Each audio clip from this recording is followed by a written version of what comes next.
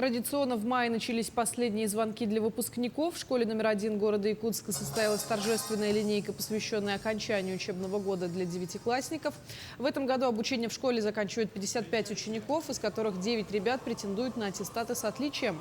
Последний звонок считается праздником прежде всего для учащихся старших классов, так как впереди их ждут выпускные экзамены и получение аттестатов. Для остальных школьников он символизирует долгожданное окончание учебного года и начало летних каникул. В этом году у школы очень много достижений. У нас наша ученица в этом году в российском конкурсе «Шаг в будущее» заняла диплом первой степени. В этом году мы отмечаем 104 года нашей школе, в следующем году 105-летие юбилейное.